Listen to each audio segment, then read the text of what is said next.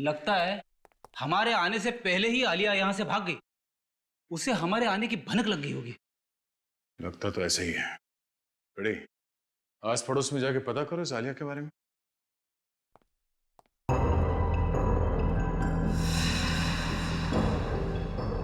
आलिया, आलिया, ये सारे पेंटिंग्स आलिया ने बनाए।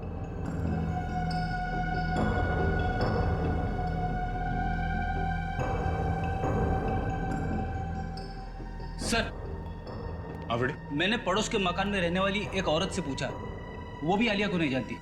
उसका कहना है कि ये घर ज्यादातर बंद ही रहता है।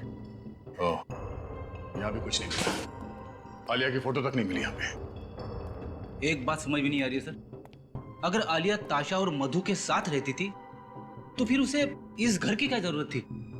तो क्या वो यहाँ पे पेंटिंग के लिए आती थी? और अगर आलिया यहाँ पे नहीं रहती थी तो उसने वहाँ नाइट क्लब के गेस्ट रजिस्टर में यहाँ इस घर का नंबर क्यों लिखा?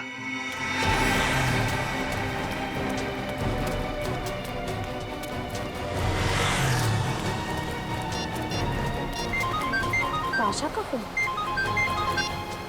हाँ ताशा, मुझे बहुत डर लग रहा है, कोई मुझे मार देगा।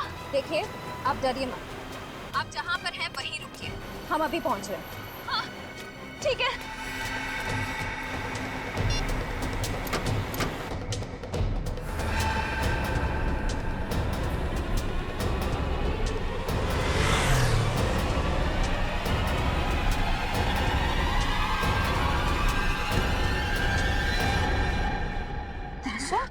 मैं हूँ, डरो मत।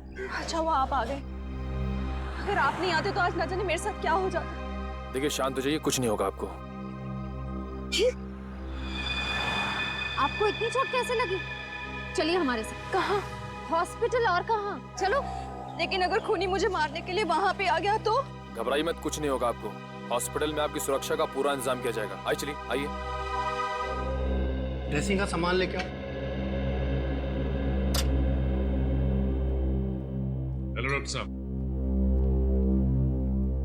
ताशा की तबीयत कैसी है अब? इनकी हालत बहुत खराब थी, इसलिए पहले मैंने इनको नींद का इंजेक्शन दे दिया है। अब इनके घाव पर ड्रेसिंग करनी बाकी। मैं देख सकता हूँ? श्योर। Thank you.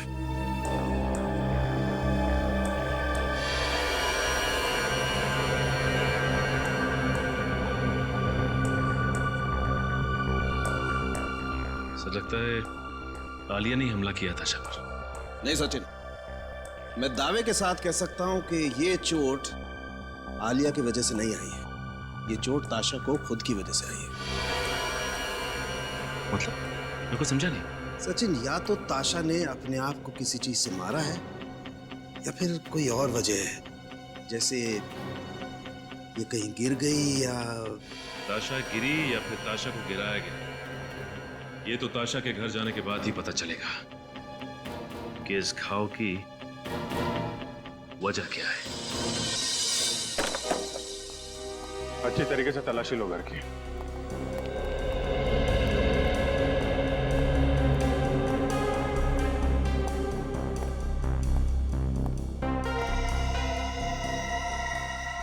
ये ताशा को पेंटिंग जमा करने का शौक था?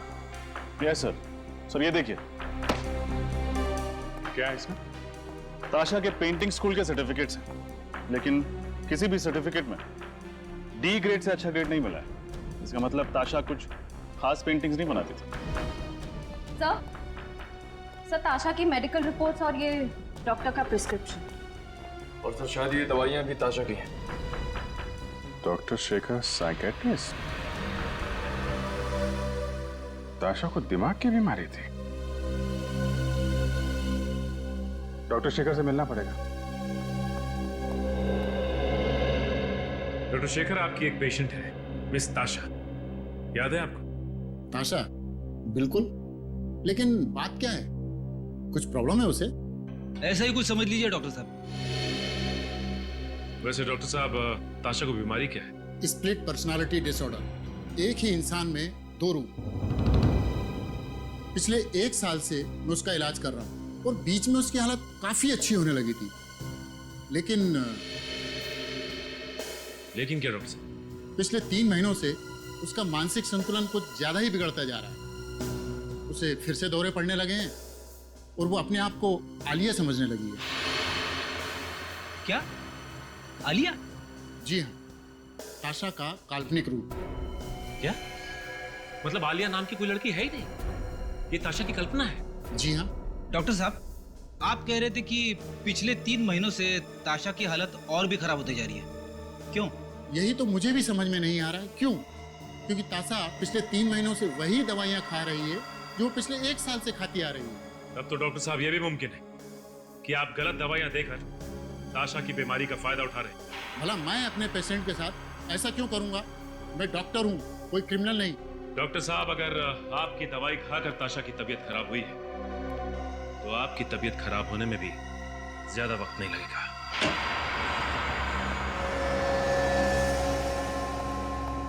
अरे डॉक्टर शेखर, कितने सालों के बाद कैसे हो यार? बहुत परेशान हूँ। क्यों, क्या हुआ? एसीपी को लगता है कि मैंने ही गलत दवाइयाँ ताशा को दी है। हमारे पास सबूत है सर। सबूत? हाँ सबूत, फ्रेडी।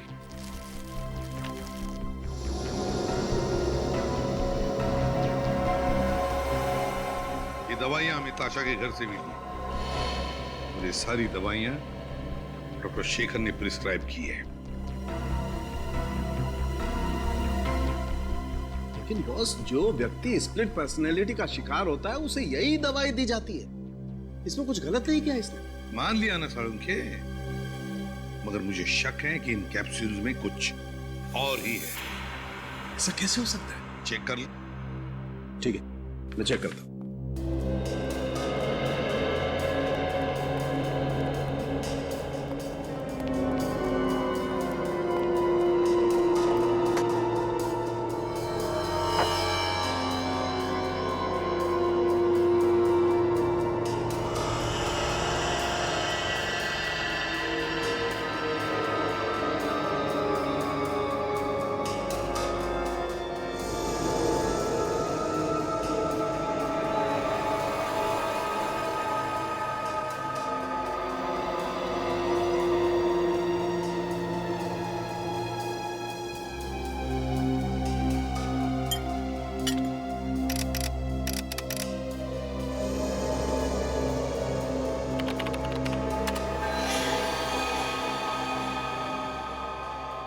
माय गॉड, ये तो हैवानियत है। और इस कंपाउंड से तो ताशा की हालत और ज्यादा बिगड़ जाएगी। मतलब मेरा शक सही है? सालूं के मुझे नहीं मालूम इस कैप्सूल के अंदर की सही दवा को बदलकर ये दवाइयाँ किसने डाल दी। मैं मानता हूँ कि मैंने ही ताशा को ये प्रिस्क्रिप्शन दी थी, लेकिन मैंने ये दवाइयाँ नहीं बदली। तो फिर कौन कर सकता है ये? हाँ? बस मैं डॉक्टर शेखर को बहुत अच्छी तरह से जानता हूँ, काफी सालों से जानता हूँ। ये ऐसी गिरी हुई हरकत नहीं कर सकता है, इसकी गारंटी मैं लेता हूँ। ठीक है, देख सालुंखे, तू डॉक्टर शेखर की गारंटी ले रहा है इसलिए मैं इन्हें छोड़ रहा हूं, वरना तू जानता है डॉक्टर शेखर जी, जब तक हमारी तहकीकात पूरी नहीं होती आप ये शहर छोड़कर कहीं नहीं जाओगे, प्लीज। जी। स्प्लिट पर्सनालिटी, स्प्लिट पर्सनालिटी, एक ताशा और दो रूप। इस ताशा पर नजर रखो ताशा पर।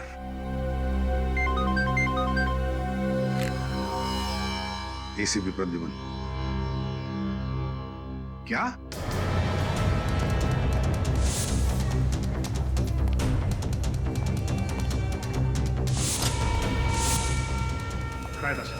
जी सर, पता नहीं। रिसेप्शन पर पता करते हैं।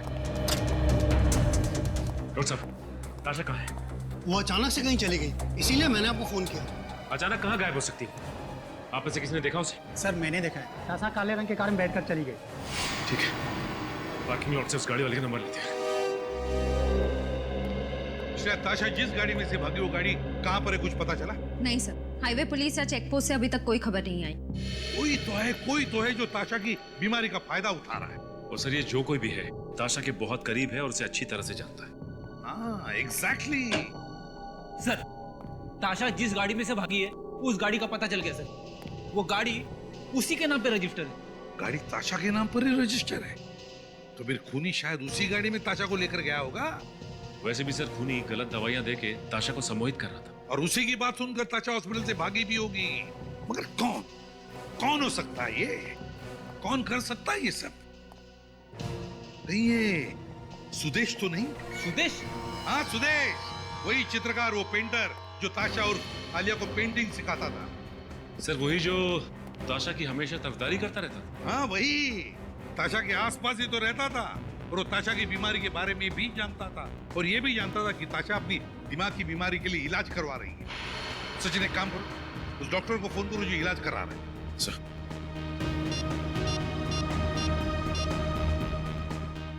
हेलो, हाँ डॉक्टर शेखर, मैं सीआईडी से इंस्पेक्टर सचिन बोल रहा हूँ।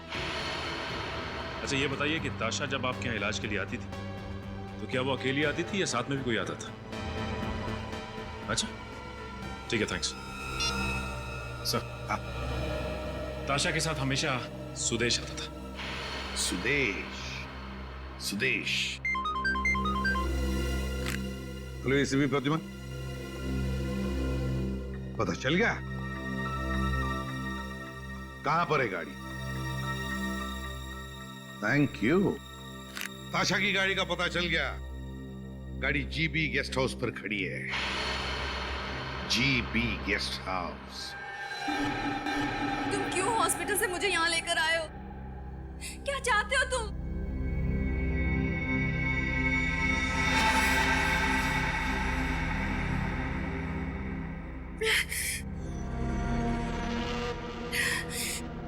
मेरा सर दुख रहा है, मुझे मेरी दवा चाहिए। मुझे मेरी दवा।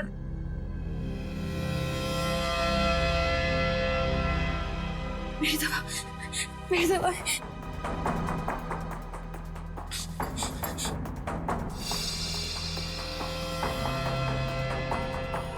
यही दवाई खाती हो ना तुम? लेकिन आज तुम्हें ये गोली नहीं मिलेगी। आज मैं तुम्हें दूसरी गोली दूंगा।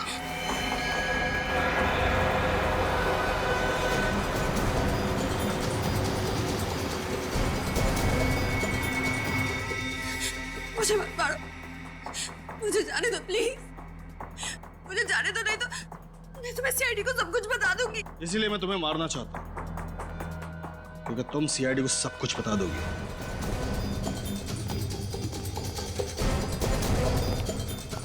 कहाँ है? इस कमरे में से। वैसे तुम मेरे लिए वो सोने का अंडा देने वाली मुर्गी हो जिसे मैं मारना तो नहीं चाहता, लेकिन तुम अब मेरे लिए खतरा बन चुकी हो और मैं खतरे में जीने का आदी नहीं हूं। तो अब जेल में जीने की आदत डाल लो, क्योंकि अब वही तुम्हारा ठिकाना है। ना ना ना इंस्पेक्टर, एक कदम भी आगे बढ़ाया ना तो ताशा की खोपड़ी में गोली डाल दूंगा। ताशा को तो हम बचा लेंगे, तुम अपनी सोचो। मेरी जीवन रेखा बहुत लंबी इंस्पेक्टर, तुम क्या तुम्हारे बच्चे मुझे नहीं पकड़ पाएंगे। और गोली नहीं, छोड़ो उसे। आगे मत बढ़ना इंस्पेक्टर, वहीं खड़े रहो, वहीं खड़े रहो ना गोली मार दूंगा इसके। तुम गलत कर रहे हो, तुम जा नहीं सकते यहाँ से। वहीं खड़े रहो इंस्पेक्टर। जाने दो, जाने दो, जाने दो प्लीज।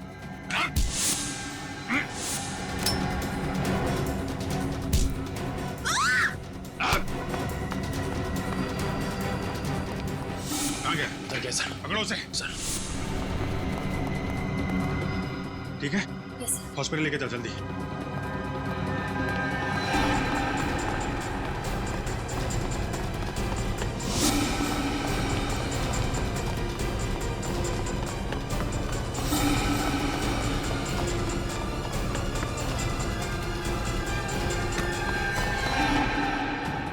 कहाँ भाग रहे हैं?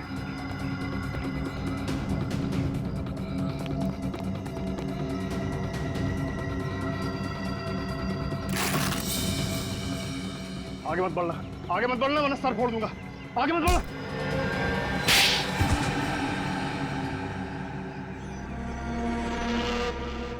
क्यों मारा मधु को तुमने?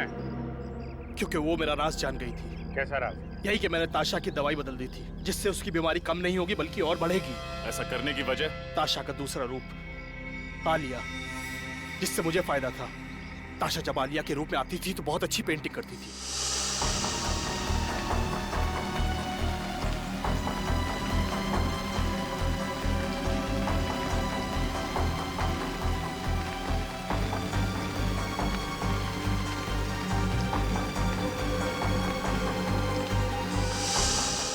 जिसे मैं बेचकर लाखों रुपया कमाता था। ताशा को स्प्लिट पर्सनालिटी की बीमारी है, ये तुम्हें कैसे पता चला?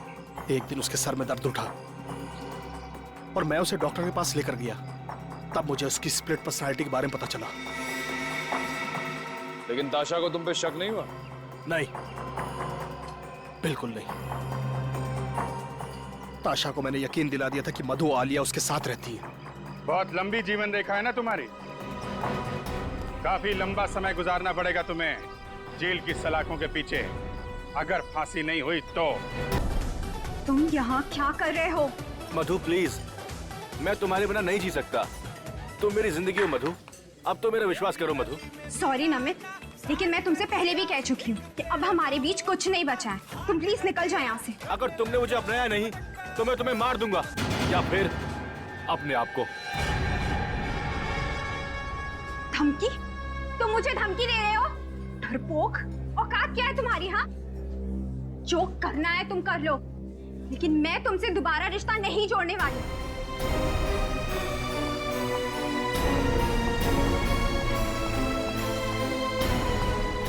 चलो ताशा, घर चलते।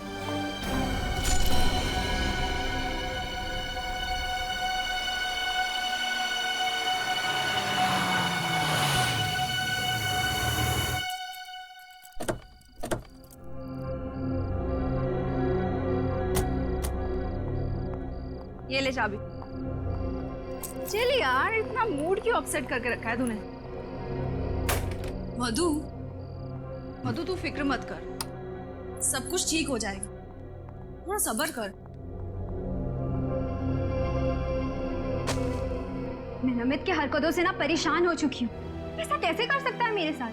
पार्टी में सबके सामने कितनी बेइज्जती की उसने मेरी। ऐसे कैसे बात कर सकता है वो मेरे साथ? ताशा, मधु, मैं तेरा गुस्सा अच्छे से समझती हूँ, लेकिन तू ये भी तो सोच कि तुम दोनों का अभी तो ब्रेकअप हुआ है, थोड़ा टाइम पहले। हो सकता है कि वो बर्दाश्त ही नहीं कर पा रहा है कि तू उसकी गर्लफ्रेंड नहीं है अब। सारे लड़कों की ना यही प्रॉब्लम होती है। लेकिन आई एम टेलिंग यू ताशा, अगर आगे से उसने ऐसा कुछ भी करने की कोशिश की ना मेरे साथ, तो मैं बिल्कुल बर्दाश्त नहीं करूंगी। सीधे पुलिस कंप्लेन करने वाली हूँ मैं। अरे बाबा, नमित ऐसा कुछ करेगा ही नहीं, और अगर ऐसा कुछ करेगा नहीं तो पुलिस के पास तुझे जाने की जरूरत पड़ेगी नहीं। ओके, चल मैं सोने जा रही हूँ। आज पार्टी में बहुत डांस किया यार, बहुत थक गई। ताशा, हाँ, मुझे ना तुझसे कुछ बात करनी थी। तो बोल ना, रुक क्यों गई? अभी नहीं, अभी काफी रात हो चुकी है, कल बात करते हैं। कोई बात तुझे परेशान कर रही है ना? नहीं नहीं ताशा, परेशानी वाली कोई बात नहीं है, बस तुम्हारी पेंटिंग को लेके बात थी। कल सुबह बात करते हैं। चल, गुड नाइट। Good night.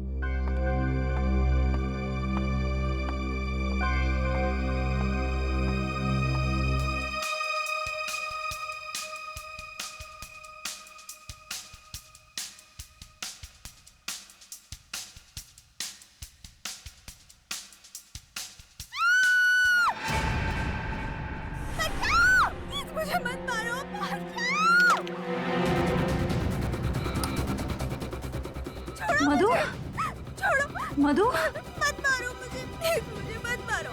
छोड़ो मुझे, छोड़ो। मधु, मुझे बचाओ। छोड़ो मुझे। मधु, कोई बचाओ। दरवाजा खोलो। बचाओ। मधु, दरवाजा खोलो। बचाओ। मधु, कोई बचाओ।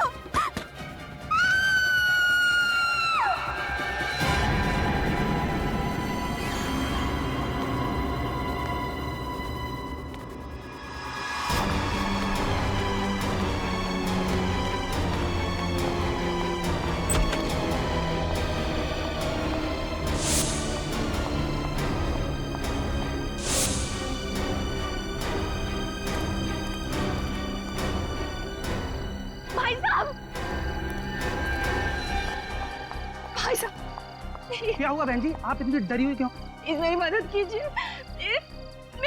मेरे घर में कोई घुसा है। कौन है, क्या हुआ? मुझे नहीं पता, मुझे बिल्कुल नहीं पता, लेकिन उसने मेरी सहेली को मार दिया। क्या, खून? प्लीज कुछ कीजिए प्लीज। हमें सीआईडी को फोन करना हुआ, वही ठीक रहेगा। Hello CID. कमरा ऊपर है, सब चौकन्ने रहना।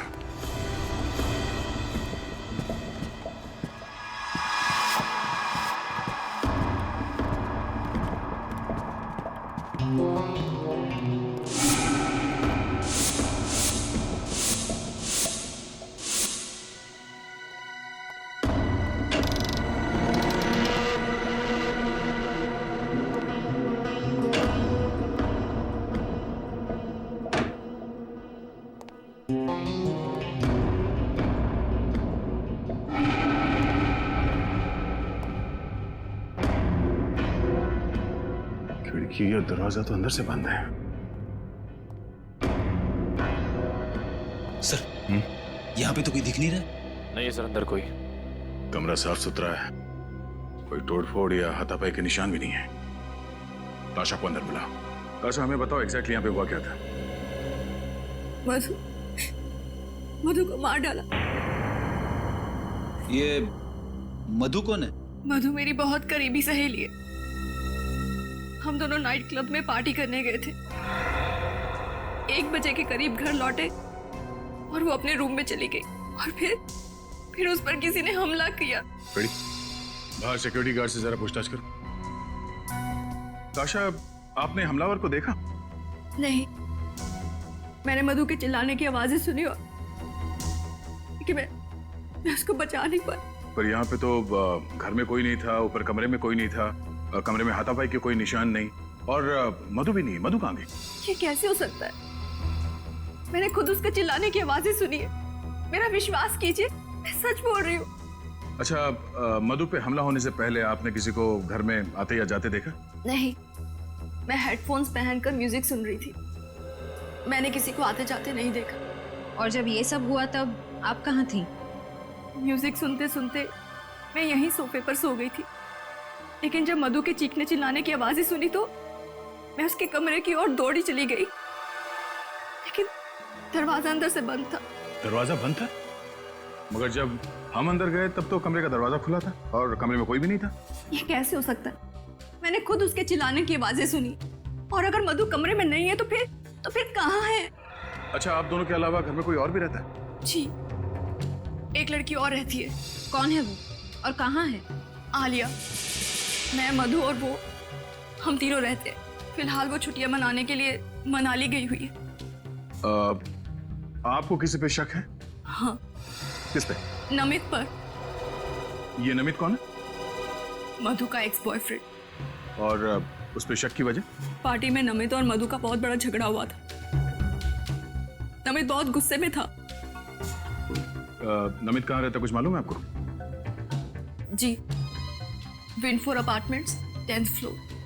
नमित और मधु की फोटो है आपके पास? हाँ है। गुड। निकल, एक काम करो, इस नमित के घर पे जाके पता करो, और श्रेया, नमित और मधु इन दोनों की फोटो सारे पुलिस स्टेशन में भिजवा दो। सर। मधु की जान खतरे में, उसे किसी भी हाल में बचाना होगा। सर, ये नमित तो बड़ा ही चालाक है सर। सर, पहले इसने मधु को किडनैप किया और अब हमारे आने की भनक लगते ही भाग रहा है। पूर्वी बच के जाएगा कहाँ? एक बार हमारे हाथ लग जाए, इसकी बारात निकालते हैं। सर, वो तो केआर रोड की तरफ मुड़ गया। क्या? कितनी दूरी पे? सर, करीबन 100 मीटर। सर सिग्नल इसी तरफ बता रहा है, इसी रोड पर। सर, बस आगे। सर, यहाँ से राइट।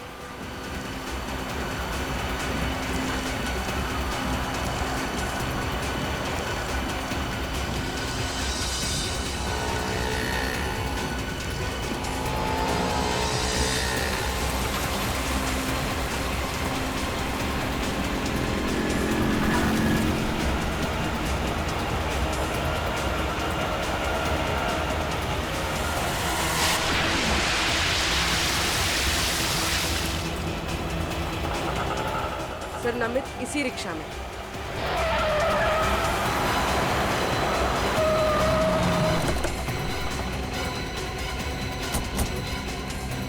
बाहर निकल। ये क्या बदतमीजी है?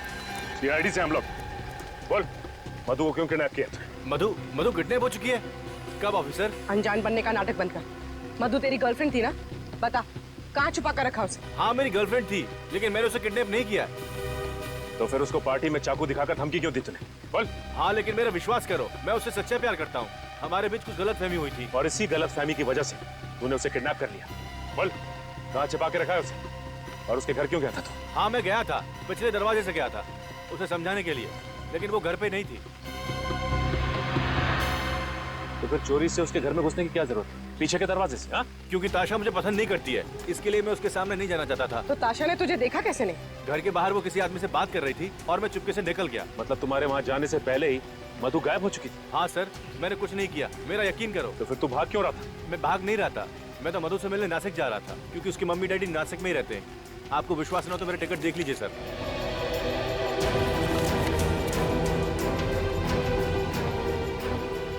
आखिरी बार कब बात हुई थी मधु से? पार्टी के बाद करीब 12:30 बजे। आप चाहो तो मेरा फोन चेक कर सकते हो। क्या बात हुई थी तुम्हारी? बात नहीं हो पाई थी, फोन ताशा ने उठाया था और उसने कहा मधु सो रही है। ये बात मुझे अजीब लगी। इसमें अजीब लगने वाली क्या बात है? क्योंकि मधु अपनी गाड़ी किसी को चलाने देती नहीं है। देखो, जब तक ये केस सॉल्व नहीं हो जाता तुम ये शहर छोड़कर नहीं जाओगे, समझे?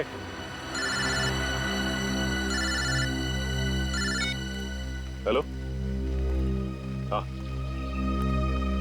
क्या? कहाँ पे? ठीक है, हम लोग अभी पहुंचते हैं।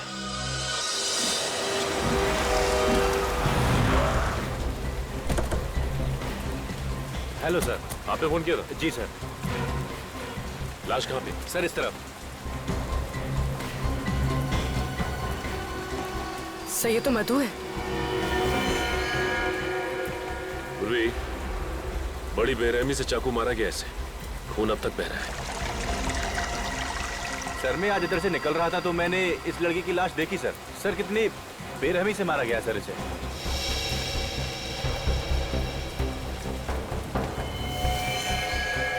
सर ये देखिए, सर झाड़ियों पर भी खून लगा हुआ है। हाँ। सर इसके शरीर पे कोई खरोच का निशान नहीं, इसका मतलब इसकी खूनी के साथ कोई हाथापाई नहीं हुई। हाँ पूर्वी, यही तो कमाल की बात है कि इसने अपने आप को बचाने की कोशिश क्यों नहीं की? कहीं भी कोई खरोच के निशान नजर नहीं आ रहे।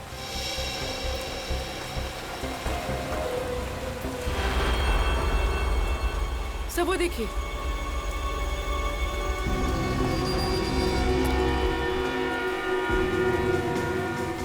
सर ये चाकू, सर इतना सारा खून बहा है और यहाँ पर ये चाकू मिला है, इसका मतलब इस लड़की को यहीं मारा गया है।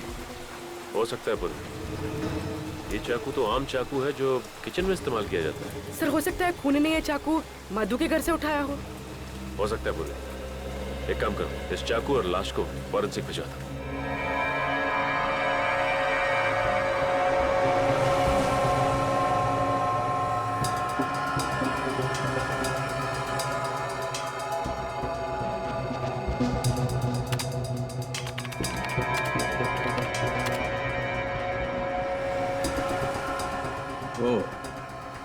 ये बात है। क्या बात है डॉक्टर साहब? रजत, जिस किसी ने भी इस मधु का खून किया है ना, वो इससे बहुत ज्यादा नफरत करता है। इतनी नफरत करता है कि इसे तड़पा तड़पा कर मारना चाहता है। हाँ सर, जिस बेरहमी से ये वार किया है उससे तो साफ मालूम पड़ता है कि खूनी कितना निर्दयी होगा। होगा नहीं श्रेया, होगी। क्या होगी? हाँ होगी। वैसे आपको ये बता दूं, मधु के खून में बहुत ज्यादा मात्रा में ड्रग्स पाई गई है। मतलब सालू के साहब मधु को ड्रग्स लेने की आदत थी? लेकिन सर जब हमने मधु के दोस्तों से पूछताछ की तो उन्होंने कहा कि मधु को ऐसी कोई आदत नहीं थी। फिर तो एक ही गुंजाइश है, किसी ने धोखे से मधु के ड्रिंक्स में ड्रग्स मिला दिया। बिल्कुल बिल्कुल। और उसके बाद ये मधु इस हालत में ही नहीं थी कि अपने ऊपर वार करने वाले से बचाव कर सके। डॉक्टर साहब, इस चाकू से मधु का खून किया गया। इस पर उंगलियों के निशान किसके हैं? मुजरिम कौन है? गवाह भी वही, मुजरिम भी वही। क्या ताशा ने ही मधु का खून किया? ये कैसे हो सकता है सर? ताशा ने खुद हमें फोन करके बुलाया था। कैसे हो सकता है नहीं मालूम है, लेकिन इस चाकू से मधु का खून हुआ है और इस चाकू पर ताशा की ही उंगलियों के निशान है। मतलब ताशा ने हमसे झूठ कहा, अपने आप को बचाने के लिए भोलेपन का नाटक किया और इल्जाम लगा दिया नमित पर। लेकिन ताशा मधु का खून क्यों करेगी? इसका जवाब तो ताशा ही देगी, उसे देना ही होगा।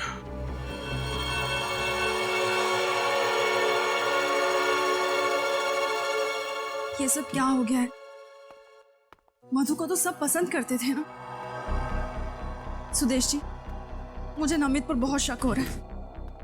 इतना घिनौना काम उसके अलावा और कोई कर ही नहीं सकता है। देखो, मधु के कातिल को पकड़ना सीआईडी की जिम्मेदारी है।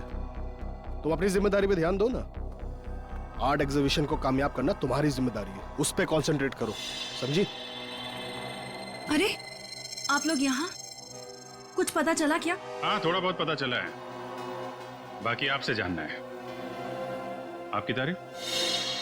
जी, ये मेरे आर्ट टीचर हैं, मिस्टर सुदेश। मुझे पेंटिंग सिखाते हैं। क्या नमित पकड़ा गया? क्या उसने मान लिया कि मधु का खून उसने किया है? अब तो नाटक बंद कीजिए ताशा। हमें पता चल गया है कि मधु को आपने मारा है। खूनी नमित नहीं, आप हैं। वैसे मानना पड़ेगा, हमें गुमराह करने का प्लान अच्छा बनाया था आपने। खुद खून किया और खुद फोन करके हमें बुला लिया ताकि किसी को आप पे शक ना हो। ये झूठा इल्जाम है। भला ताशा मधु का खून क्यों करेगी? और मधु से ताशा की दुश्मनी क्या है? दुश्मनी की वजह तो ताशा ही बताएंगी। अब चुप रहने से कोई फायदा नहीं है ताशा जी।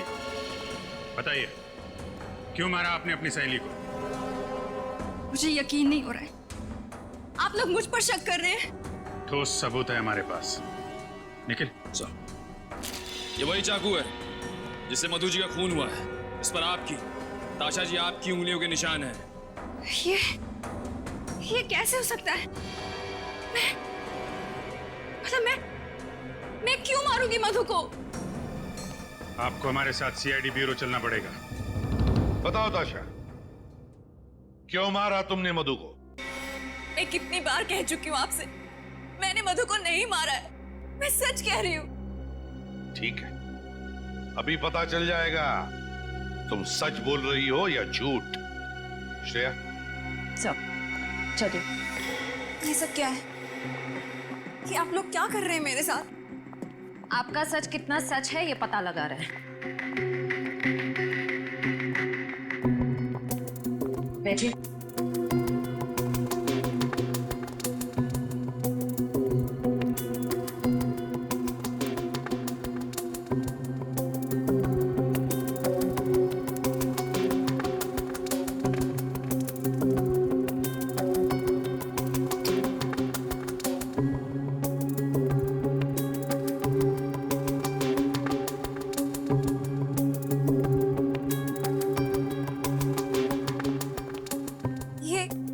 क्या कर रहे हैं आप लोग? ताशा, हम तुम्हारी पॉलीग्राफ टेस्ट करेंगे। इस टेस्ट से सच और झूठ का फर्क पता चलता है।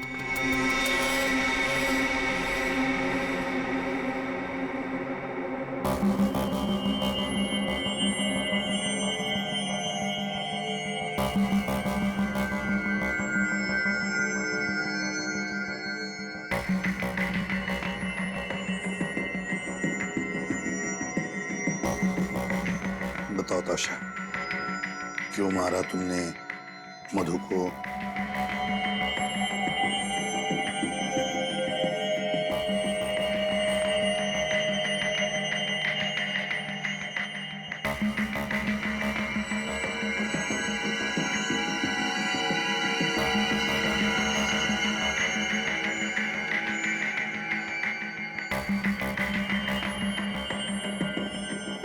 क्या तुमने वाकई मधु को नहीं मारा?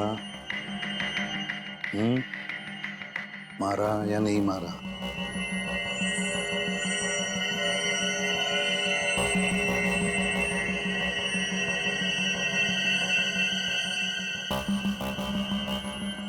बताओ ताशा, क्या तुमने मधु का खून किया? नहीं, मैंने मधु को मधु को नहीं मारा।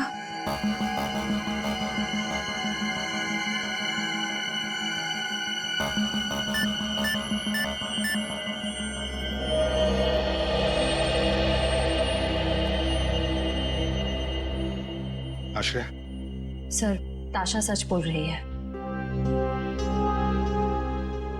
जाने दो इसे। सर। सर, इस टेस्ट ने तो और भी उलझा दिया। अब क्या करें? हाँ सर, अजीब बात है, सारे सबूत इसके खिलाफ हैं, फिर भी ये बेकसूर है। ये कैसे हो सकता है सर? सचिन, कॉलोनी के वॉचमैन ने बताया कि ये दोनों मतलब ताशा और मधु रात के 1 बजे एक साथ लौटी।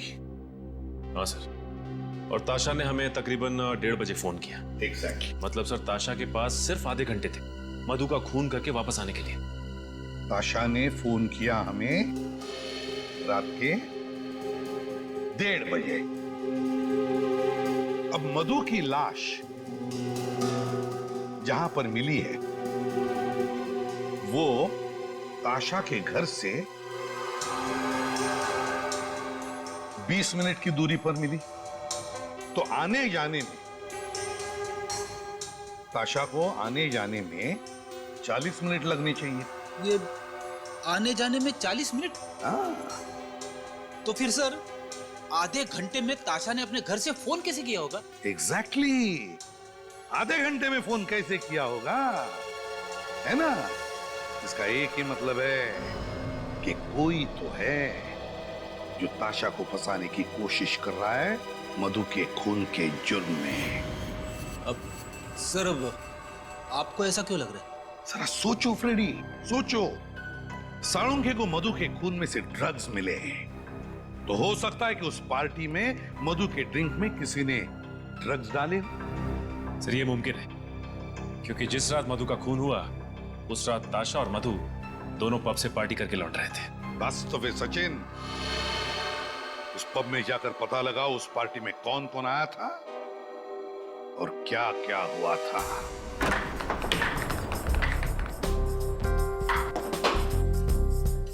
क्या बात है, सीआईडी यहाँ? कहीं कोई परमिशन का पंगा तो नहीं है? एक्सक्यूज मी, क्या बात है मिस्टर मैनेजर? हमें देख के आप खुश नहीं हुए हैं? नहीं सर, ऐसी तो कोई बात नहीं है, पर आप लोग यहाँ, और हमारे पास ड्रिंक्स की परमिशन है, और सर हमारे क्लब में तो इमोरल ह्यूमन ट्रैफिकिंग भी नहीं होती। ये सब कुछ हम जानते हैं मैनेजर साहब, लेकिन एक केस के सिलसिले में कुछ पूछताछ करनी थी आपसे। कैसी पूछताछ सर? कल आपके क्लब में एक ऑफिस पार्टी हुई थी, हमें उस पार्टी की गेस्ट लिस्ट देखनी है। Just minute sir.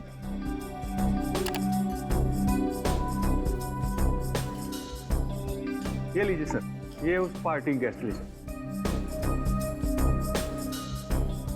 सर, इस लिस्ट में एक नाम जाना पहचाना सा लग रहा है। कौन सा नाम? सर, आलिया क्या, ताशा की रूममेट? मगर ताशा तो कह रही थी कि आलिया फिलहाल छुट्टियां मनाने शहर से बाहर गई हुई है, मनाली में। बड़ी हो सकता है उसने हमसे झूठ बोला। ये देखो, आलिया के नाम के सामने ये लैंडलाइन नंबर लिखा हुआ है। कहीं ये नंबर उसी जगह का तो नहीं है जहां पे ये तीनों साथ में रहती थी? लेकिन सर, हमें उस घर में कोई लैंडलाइन फोन मिला ही नहीं। एक काम करो निखिल, इस नंबर पे जरा फोन लगाओ, देखो क्या पता चलता है।